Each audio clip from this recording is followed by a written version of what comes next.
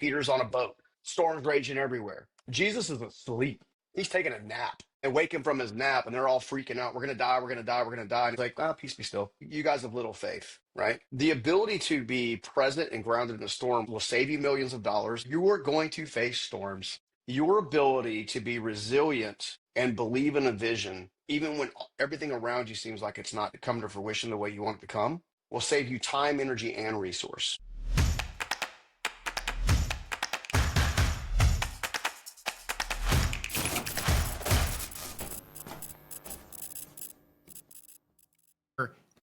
I was researching everything you have going on, and there's so much for us to dig into. I'm so excited to have you here. You actually have this quiz on your site, which I highly recommend everyone listening go and check out. I'll have a link in the show notes. But in how you describe the quiz, there was this sentence that this is where I wanted to start. It says, when hustle and strategy don't work, there is a deeper reason. And that clicked with me so much, because a lot of the founders and entrepreneurs that have been hitting me up lately in like social DMs, it's this, they're like, man, I feel like I got the right strategy. We're working hard. I got a great team. And for some reason, like, we're stuck at this moment. So I'd love for you to kind of dig into this spot. Like, I feel like this is a huge pain point for a lot of entrepreneurs and founders.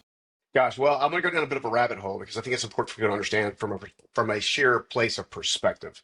So one of the things that I see a lot of entrepreneurs, and especially early stage founders and startups do, which obviously I'm a founder myself. I've founded multiple companies, exited. I had 4 as a roll up, which is a rare event in general, right? So just to break through the 7-figure ceiling, right? So everybody knows that 8 out of 10 businesses fail in the first, call it 5 years.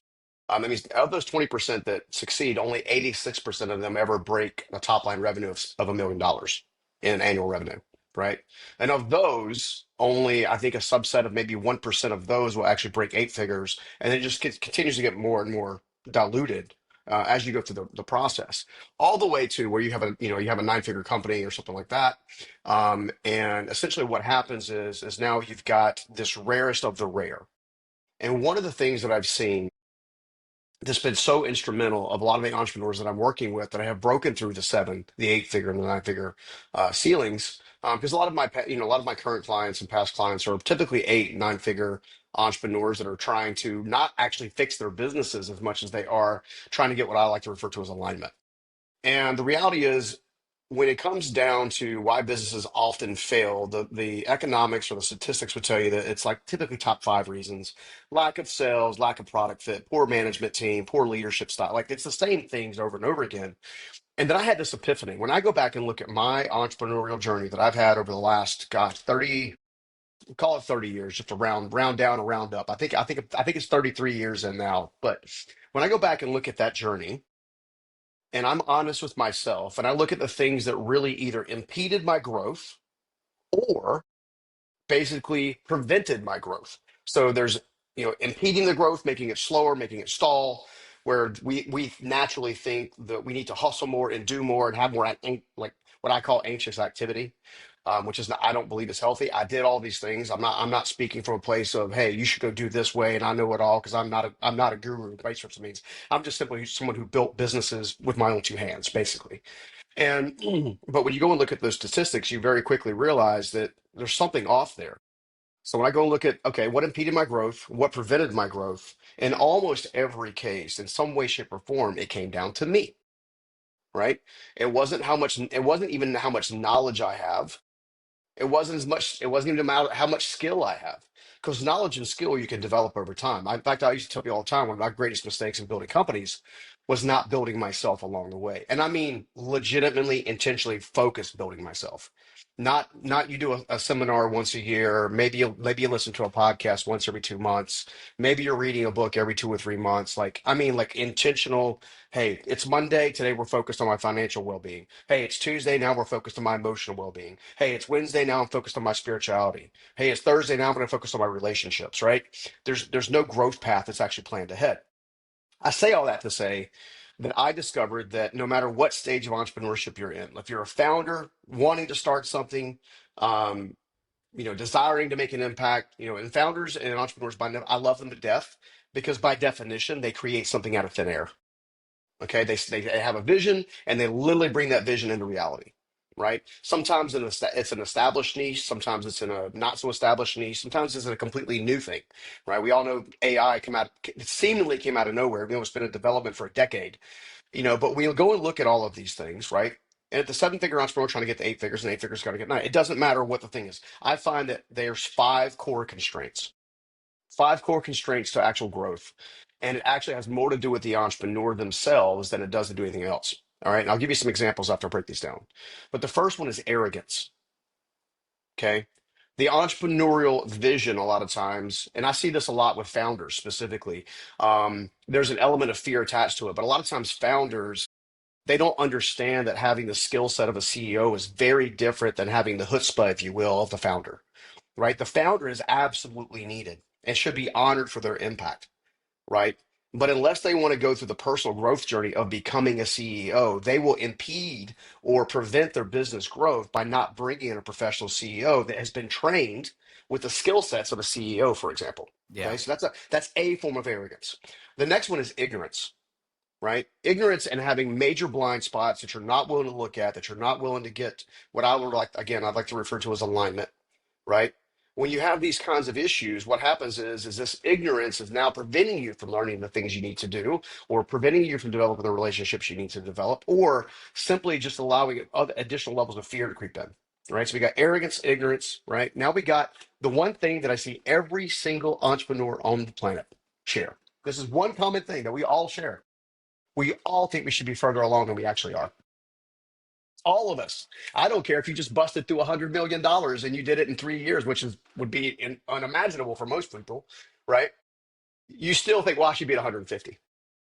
I should have a team of 300 people, or I should have this over here, or I should be doing this over here. True entrepreneurship, I'll come back to this in a second, operate from a place of alignment. The most successful entrepreneurs that I see that really have it all, right? They have a successful company. They have a successful relationship. They have a successful family. They have a successful wellness program for them. They have a successful level of fulfillment, right? They all have achieved what again, I like to refer to as alignment.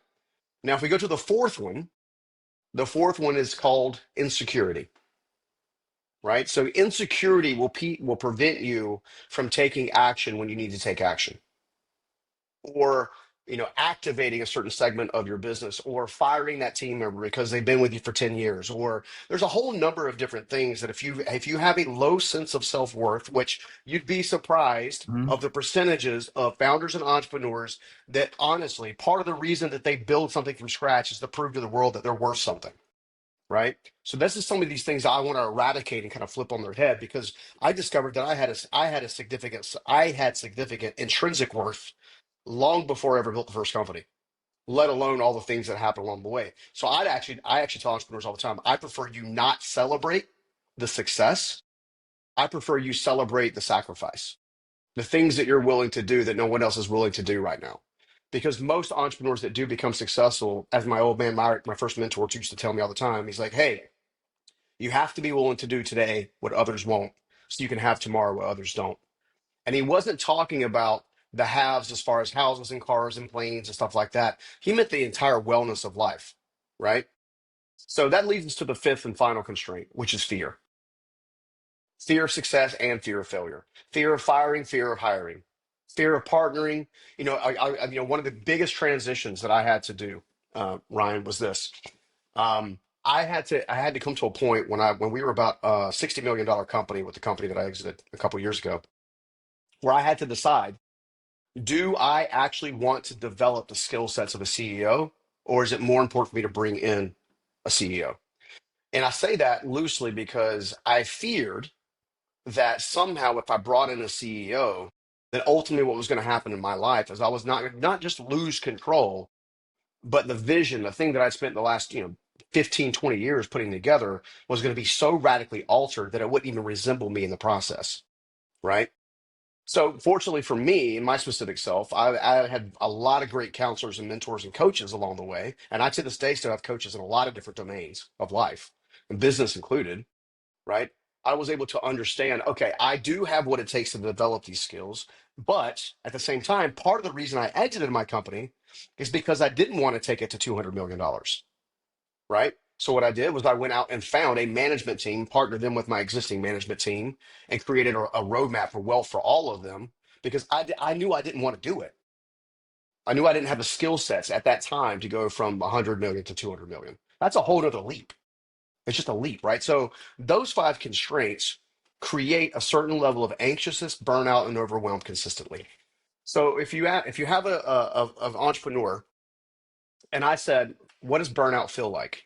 Okay, burnout feels like I wake up tired every day, that I can't get to all the places I want to get to, hug all the people I want to hug, care, love on the people I want to love, and instead I feel like that I'm just exhausted all the time. Okay, overwhelm, on the other hand, feels like you have the constant weight of the world on your shoulders. Like if you don't make this decision just right, the whole thing's going to fall apart. Or if you don't partner with this person just right, the whole thing's going to fall apart. So I say all of that to say, and I know it's a long-winded answer to your first question, but I want to give a complete picture to the entrepreneurs to understand there's true empathy coming from me to them because I understand.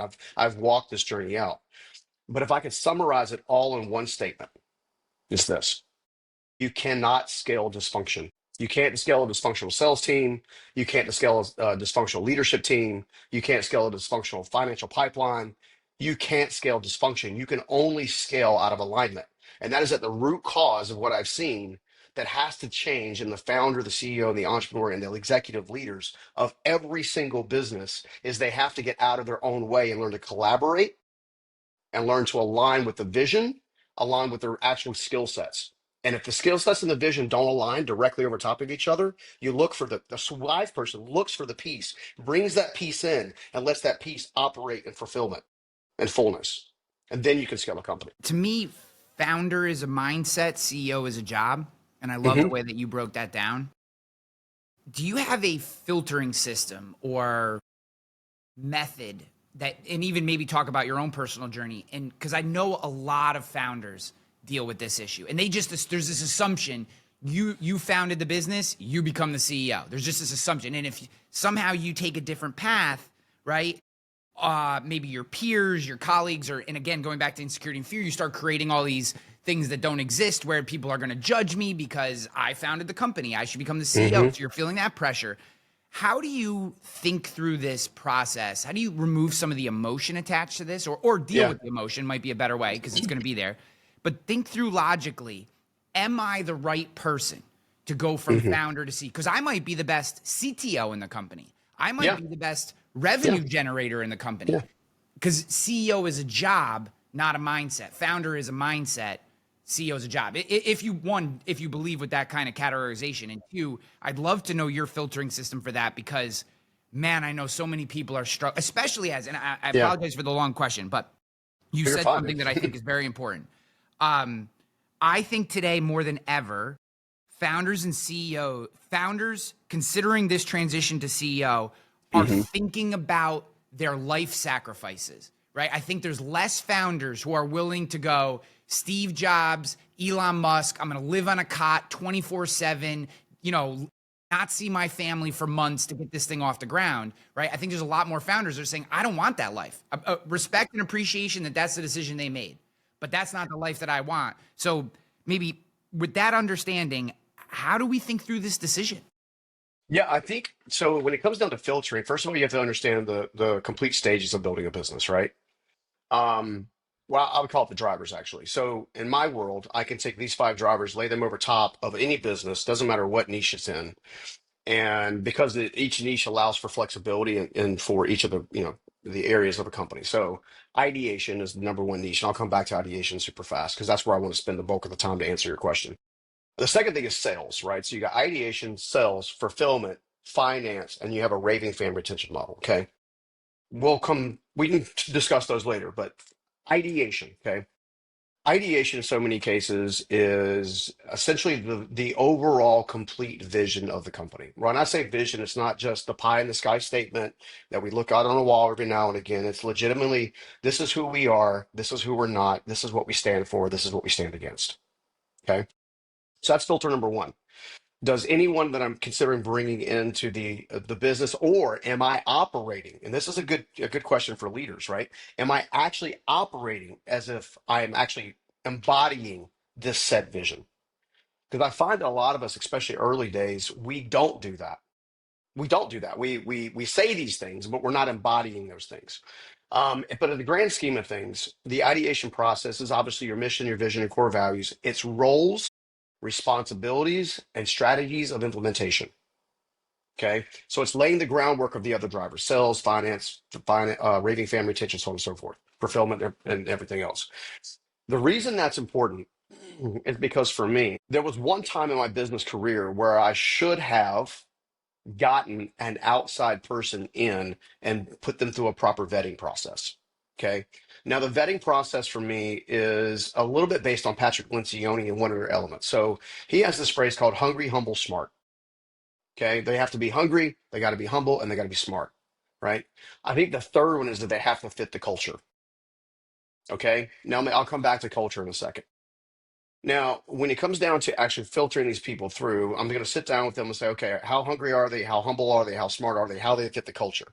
Now, when founders are looking at CEOs are naturally, especially trained ones, people that have already been CEOs with other enterprises and stuff like that, have a natural level of experience that you don't have, like early stage as a founder. Okay. When I was a founder, perfect example was as I promoted a senior level accountant into a controller role that cost me, that one mistake cost me millions of dollars.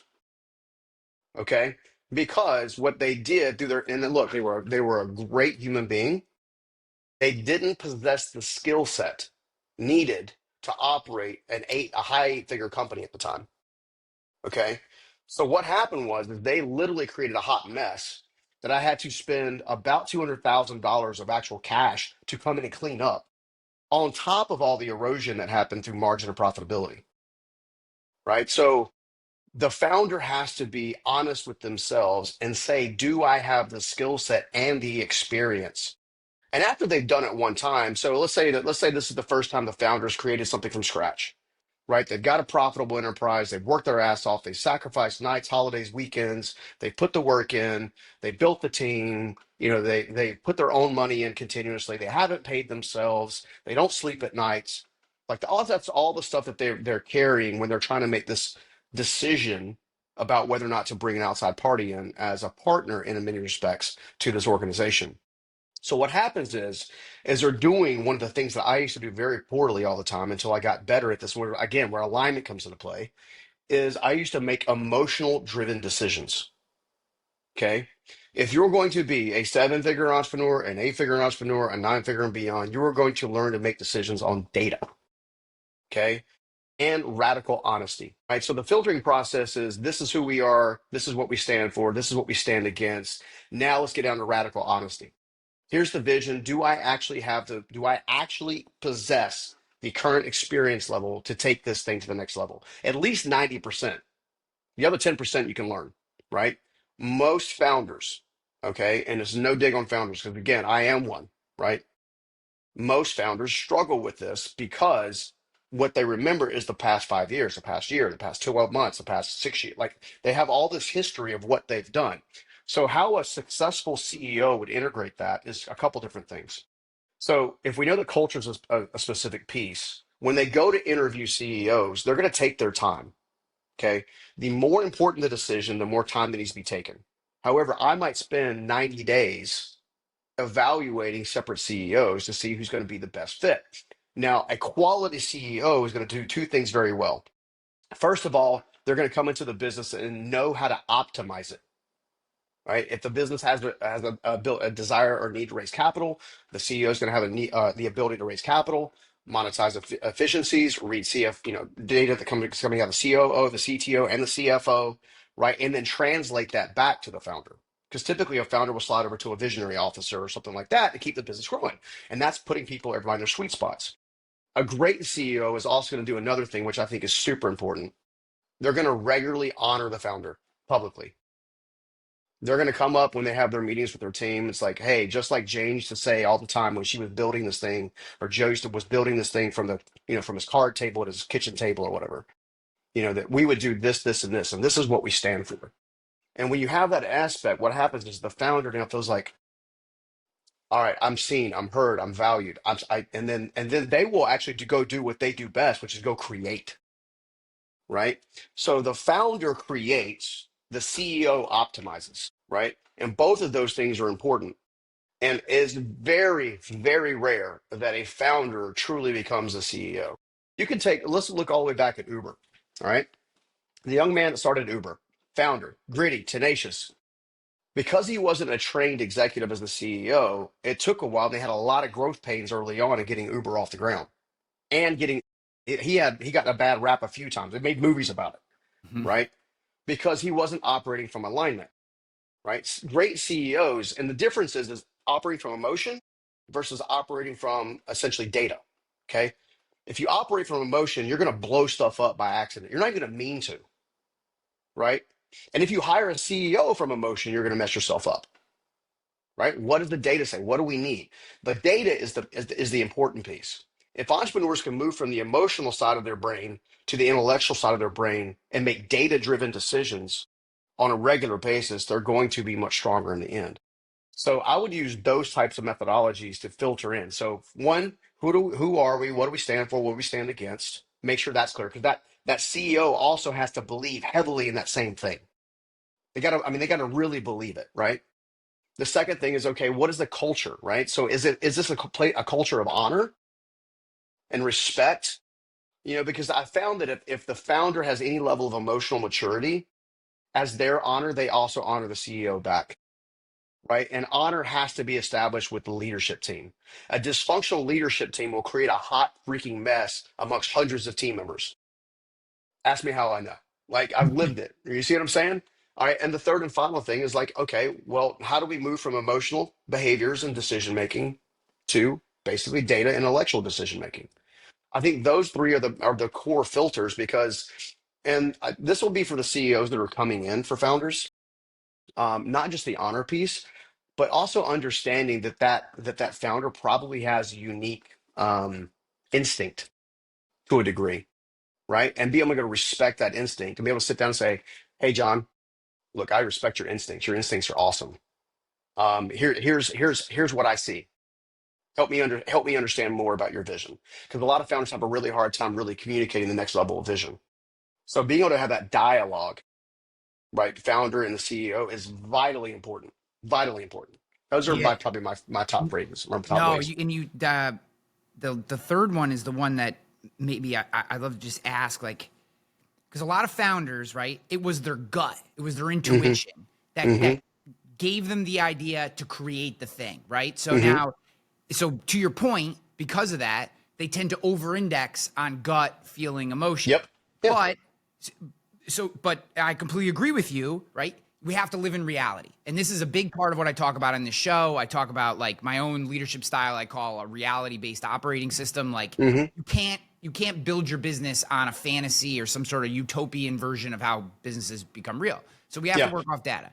So how do we marry or find, better put, how do we find harmony Hmm. between the gut instincts of a founder or even a CEO or even Hmm. other founding team members with the data that's coming out that we see on a day-to-day basis? And because sometimes the data might not show exactly what we want, but Hmm. a gut call gets us over the hurdle, and Hmm. but then the opposite can also be true. So how do we start to find harmony Yeah. between those two things? Well, first of all, the management team in the business will only scale at the speed of trust. Okay. And trust is built through experience and over time, right? So if I'm sitting there with an executive team member and my gut says X, now I'm one of those weird people that my gut tends to be more right than wrong when it comes to business. Okay. Now that might be kind of how I've managed to get to where I'm at or played a role in that. At the same time, I'll use the CFO example. So CEO to CFO. Let's say the founder became the CEO. The CEO is now working with a CFO. The CFO has been trained to be a CFO. Okay. The founder has not necessarily been trained to be a CEO, right? So there's automatically like this guy's coming at this guy or lady's coming at it from this angle. He's coming at it from this angle. What I've discovered is a very simple phrase. Can you help me understand? Help me understand your perspective. Just help me understand. I want to see it clearly. Because my goal, Jane, as the CFO to the CEO, is I want to make sure your vision becomes reality. That's why I'm here, right? I also have an obligation to you to make sure we get there in the healthiest possible way, period. Which means once each party has had the chance to share openly without defense, again, this is where freaking alignment comes into play because only emotional, mature people can actually be grounded in the moment, actually listen. There's a difference in hearing and listening, right? If you can't regurgitate, so to, probably for the bad word, but it's kind of a joke that word, but if you can't regurgitate the words back to the person, you didn't listen. If you can't physically say, well, here's what I heard you say, okay? Because a lot of times what you say, well, oh, here's what I heard you. Well, I didn't say that at all. I was trying to say this. Well, why didn't you say, it's like, so that's how you avoid that complex nature. Once each party has had a chance to listen, how do we allow the visionary to create the stretch? So let's say the data says we can go from A to M by doing things this way, right? Sequential order. This is how we build up cash flow. This is how we build up a sales pipeline. This is how we optimize our fulfillment. This is how we do it this way, right? Then you can go back to the founder and say, okay, this is the strategy that I see to make your dream a reality or our dream a reality. On top of, I want to learn to be in the stretch. Here's where the founder gets to be in the stretch. The founder gets to set the stretch goal. You see what I'm saying? And it's within reason. Hey, we're going to agree that we'll strive for a 20% stretch. So if you were going to be involved in the fulfillment process, how would you see it differently? And what's that 20% stretch? What you're looking for is you're building a collaboration of communication, or I'm sorry, communication of collaboration. As you build a communication of collaboration, what happens is you build trust. And pretty soon you're gonna find that the founders release more and more and more and more because trust has been built, but trust is only built by actually working together and actually operating in the tension. In reality, here's the crazy part is trust is built in the tension, right? That's when Jane and John are like, hey, you know what? We tried your idea, all right, and it worked. Fantastic. Yeah, let's high five. Hey, Jane had this great idea. She helped us with the stretch, right? Or if it didn't work, hey, this is cool. We learned a valuable lesson. Now let's see what the data now supports, right? It may seem like in the moment you're slowing the business down from growth, but what you're really doing is you're really setting up a firm foundation. Because when trust is established, now the CEO can execute with excellence because the founders now trust, right? And the founder is getting honored regularly by repeatedly bringing back in the story of creation to the company. So as you bring on another value, let's say normally about the time a transition can happen from a founder to a CEO is typically around the $10 million mark. Sometimes a little before, depending on the industry. It's absolutely in place by the time you're at 50, 100. Like you can't get there unless, again, the founder's willing to do the work to become a CEO. And that is a very, very not difficult thing, but pretty stinking difficult in some respects, right? Well, let's say all that happens. When all of that happens, now you've got this new level of team members constantly coming into the business. Okay. The CEO, part of what the CEO will do was they'll put a strategy in place with the HR department or whoever's actually operating in the HR area to say, hey, part of our onboarding process is to talk about how Jane built this business, how she helped us get going, how much we value her insight and her instincts, and how she sees things differently. Right. So basically, you put in the culture that supports the honor of the founder, and the founder is going to end up releasing more trust to the CEO because the CEO is already honoring the founder. Yeah. It's all communication, it's all trust, and it's all honor and respect. That's my Yeah. opinion. I know. I completely agree with you. I think. I also think there is a skill for the founder to strategically give their executive team opportunities to sink or swim, right? Like you don't want to give them an opportunity, maybe especially early on, that's like a bet the farm decision. But hey, on some of these tactical decisions where you might feel you know the answer, right? Hmm. But you want to see how does he handle it? How does she handle this particular decision and let them go. And sometimes and you have to be okay with they might take a path that I know is not going to work and let them Yeah, go down that path, yeah. be unsuccessful, learn the lesson themselves. and then you get to see how do they handle failure, right? I mean, this is one of the things that if you don't provide slack to your team, if you're one of these helicopter founders, right, helicopter Hmm. managers, if you don't provide your team some slack to make some mistakes occasionally, right, as long as they're Hmm. pushing in the right direction with good Yeah. intentions and all that kind of stuff, Yeah. Sure. then you don't know when the shit really hits the fan. You have no idea how they're going to react. And now, when in your worst day, you're getting your first experience with how someone handles a negative situation, which Yeah. is the absolute opposite thing that you want, right? Yeah. So, Sure. no, I love that. I'd like to transition a little bit to I want to talk about faith and faith in your life. You wear a cross. I do too. It's funny, we're actually opposites. I have a black cross, white shirt. You got the black Yeah. shirt, like silver cross. Yin and Um, yang today. yeah, yeah.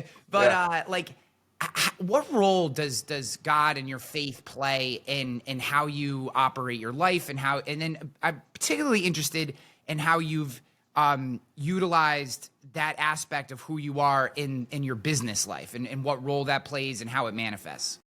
Yeah. So, man, I think the simple question is, what role does it not play? I operate I'll tell you this. So my vision, my mission, core values, all the things that I talked about in the ideation stage of building a business. And I look at those stages every 12 to 18 months, by the way. That's how you scale that same system. But I look at that as that's how I'm going to conduct myself. So it starts with embodying the examples. Elements of faith are honesty, integrity, compassion, empathy, boldness, right? So I say all that to say that my grandfather told me in 2016 before he passed away, just as before I started speaking and writing books and then doing the things I do in the world now. At the time I was like, because my first company was a roll up of a bunch of construction companies, basically. I was having a really hard time making the mental and emotional leap. Again, I'm facing those same constraints I'm telling you about in this transition.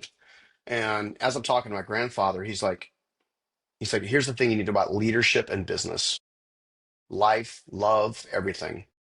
You have to become one part lion and one part lamb. And when we started talking about the lion and the lamb, all right, so the lion is bold and courageous, protects its own, hunts on a regular basis, and you've got the lamb, in theory, that is empathetic and compassionate and caring. Because there will be times when you yourself or your team need a kick in the butt, which is the lion. There'll be other times they actually need a hug, which is the lamb.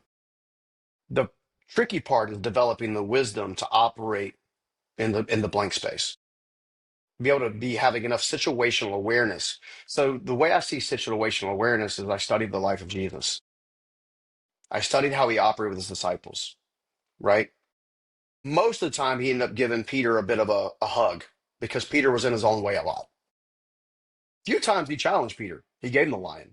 Get behind me, literally, get behind me, Satan. Like, I mean, I don't know about you, but like, if my mentor told me that, I'd be like, oh, kind of shocked, right?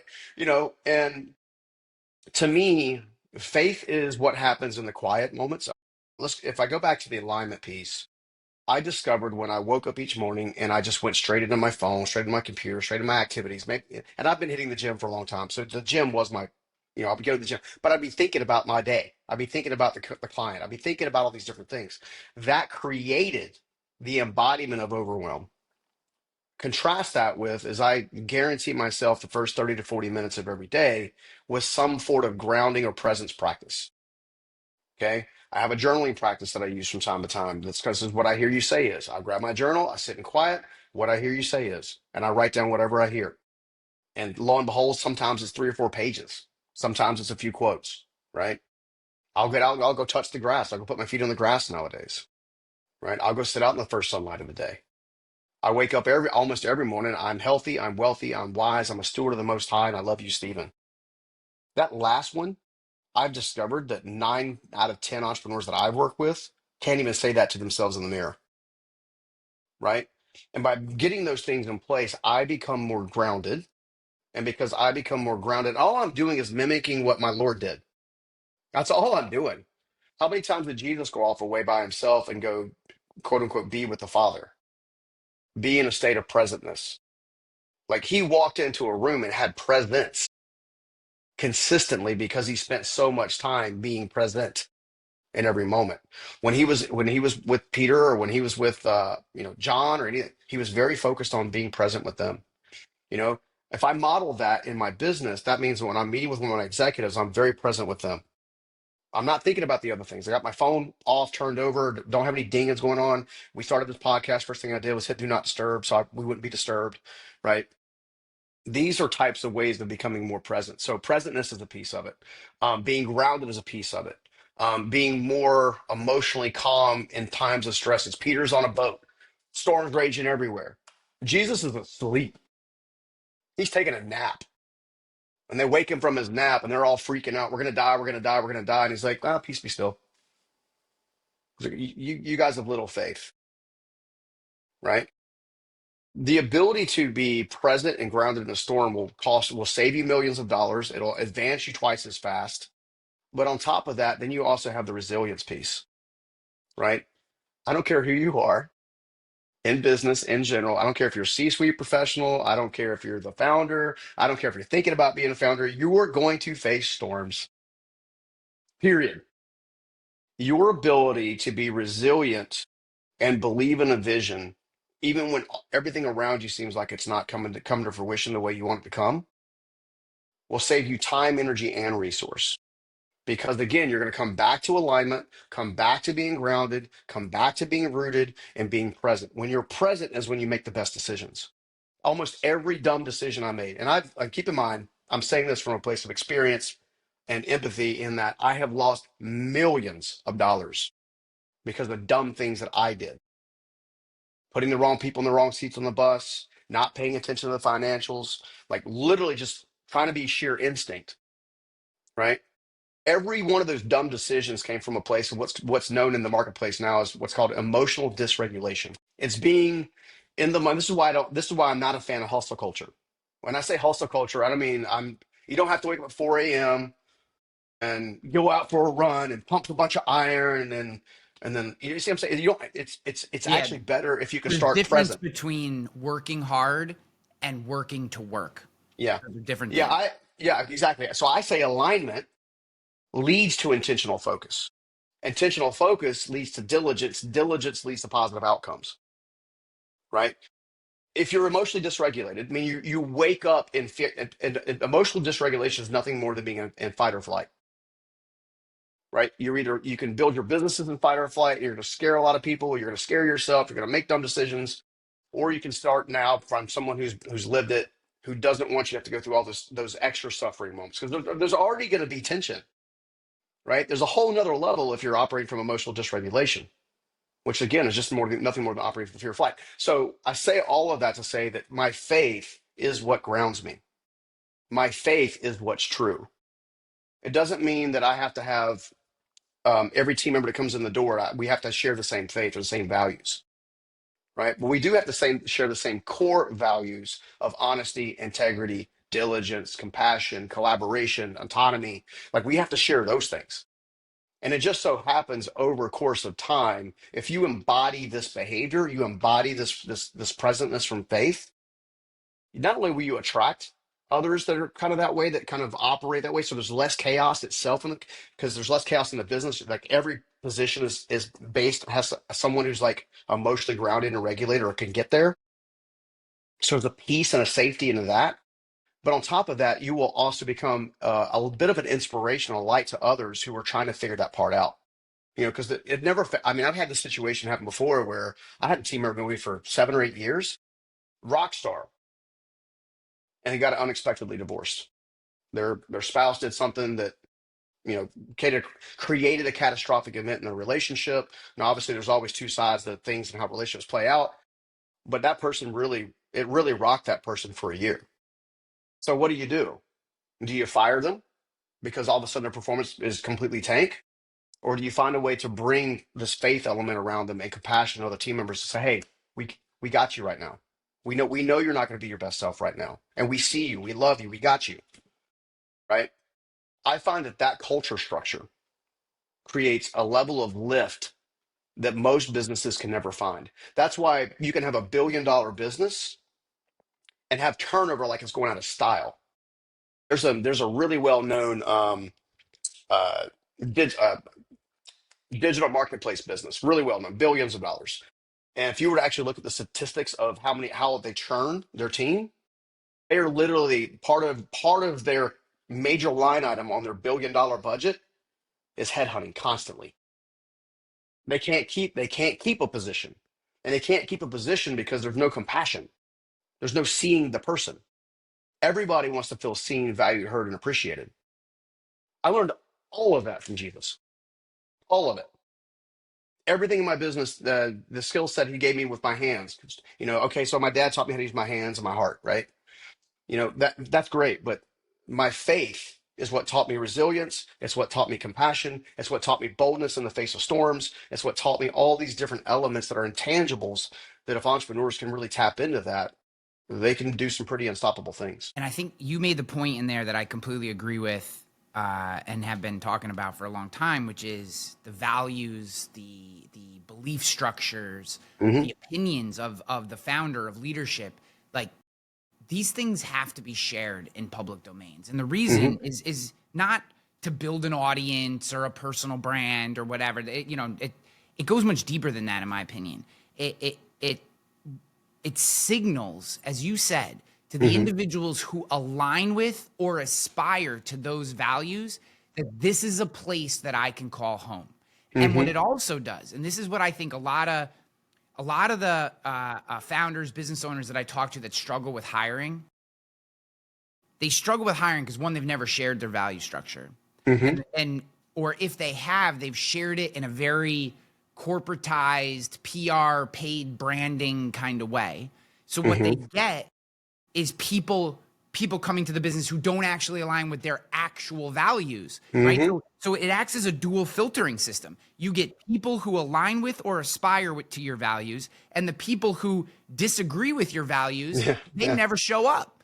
Yeah. And it's what, I thankfully, in all the businesses that I've ever run at a top level, have never had a problem hiring, and it's because I'm so vocal with Hmm. what I believe, how I lead, out front. So someone could go to my LinkedIn and be like, I want to work for this guy, or I don't want to work for this guy. And it is Exactly. very obvious. You know Yeah. what I mean? Like, Exactly. Yeah. Yeah. and so maybe how would you coach a founder, a CEO, et cetera, through maybe if they have some emotional turmoil around being truly public, right? Like Hmm. I have no problem telling people I have conservative values. I Hmm. believe in the American Constitution and I believe in the Bible, right? So most of my value structure is the Bible with the original intent of the US Constitution sitting on top of it, right? Like Yeah. that's kind of my Yeah. value structure. If you don't Yeah. align with that, right? Yeah. That's great, but that's mine. So Yeah. how do you walk them? But I get a lot of crap for that. People will be like, Hmm. oh, what, you don't, why would you tell people you're a conservative? You're going to turn off everyone who'd buy from you who's a liberal. And I'm like, that's fine.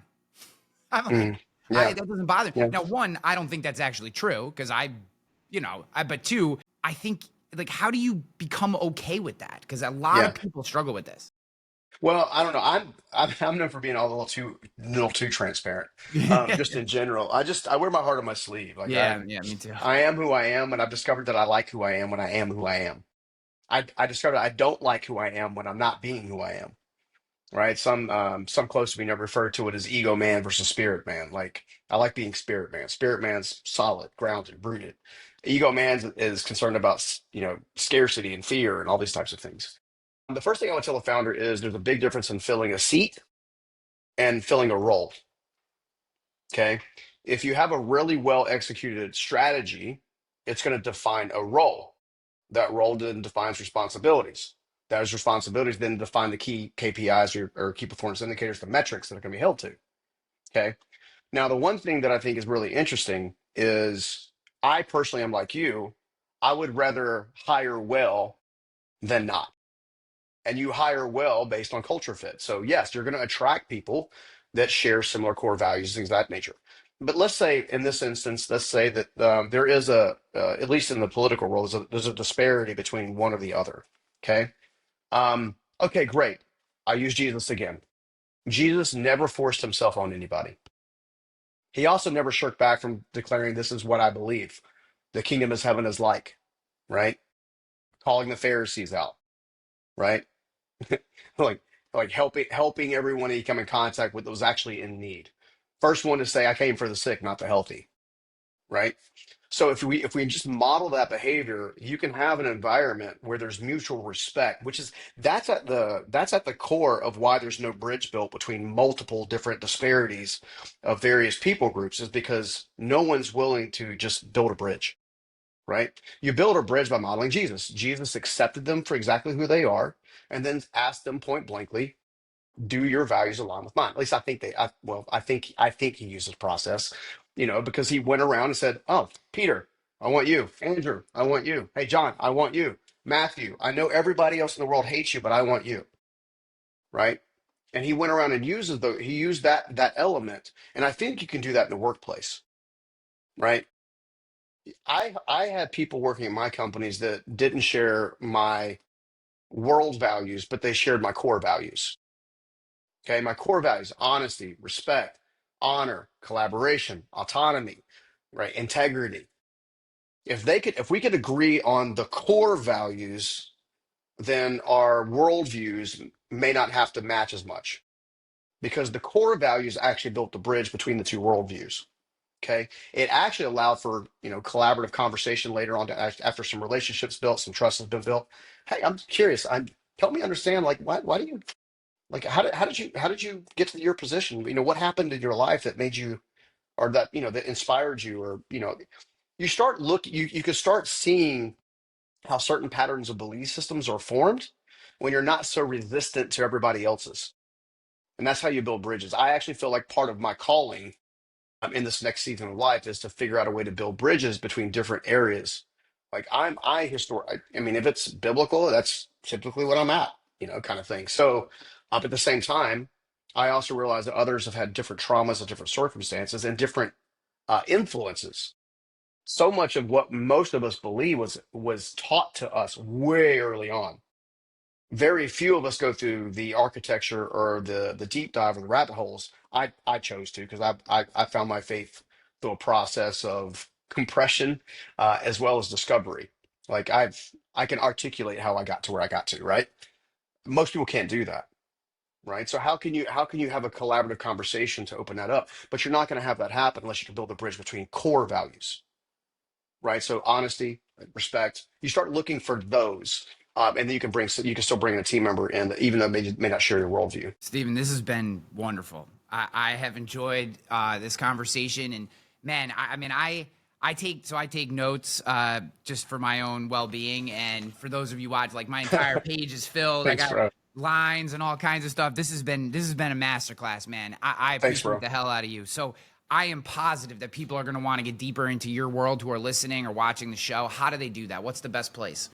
I'm so passionate about people becoming aligned so they can see, with alignment, they have a better behavior set, right? But the first piece of getting aligned is becoming truly self-aware. We created a tool and assessment, we call the integrated alignment method. It's exactly how I got from point A to well, hopefully it's not Z yet, like at least point M now, right? Yeah, And how I now grow and scale companies and leaders based on integrated alignment, like actually being fully in. So I would invite them to go to stevenscoggins.com/alignment. They can take the assessment for free. It takes about 6 or 7 minutes. It's not even super long. And the best part is I don't sell you anything. If you want to book a call after that, you can. But I don't sell you anything. This is strictly for you to become self-aware to start your journey. I'm on all the platforms, of course, but if you want to like engage with me through DMs on Instagrams, I'm probably my best there. This is Steven_Scoggins. So those are the two ways. And dude, thank you for letting me share with your audience, man. I really appreciate it. I know it's a process selection. Like, I'm highly selective with who I let on my show as well. And I'm just super grateful that you allowed me to share today. Thank oh, you. dude, it was wonderful. It was absolutely wonderful. I mean that in the truest sense. And I love the way you've actually, so I've been doing 400 plus episodes of the show. If you go back to when I started podcasting, I've done like more than 2,000 interviews, Wow. which is a story for another day. Talk about Congratulations. talk about bad decisions made. Yeah. I had a show, dude. Guys, you're listening to this, you've probably heard it before, but so I actually started a podcast in 2012 and Okay. grew it in 2 years to 2014 I was the number 9th overall show in all of Apple. I have a Wow. screenshot of Ed Milet 2 ahead of me and Gary Vaynerchuk 2 behind me. In all of Apple, right? So this is like, and at the time I was doing 47,000 downloads a month. So you can tell how much podcasting has grown in that time, right? Back then, that was number 9 overall show. And then I took a job as a chief marketing officer, making more money than I'd ever made in my life for this company. And when they initially hired me, they told me I could keep the podcast. And I was like, fucking great. This is awesome. And then 2 months in, all of a sudden that story changed. And it was like, podcast has got to go or you got to go.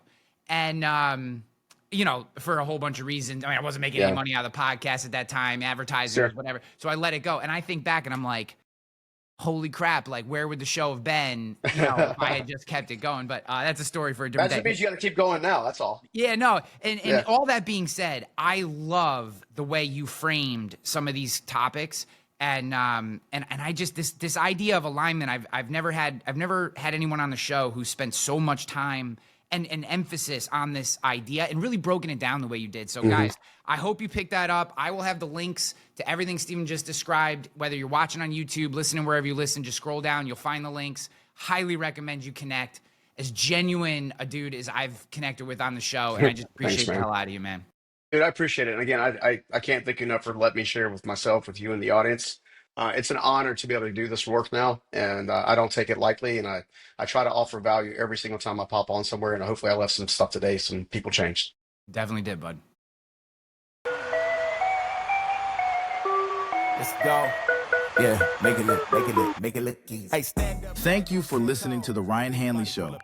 Be sure to subscribe and leave us a comment or review wherever you listen to podcasts. Game in the game for me. I never switched up, no change in me. The only thing changing is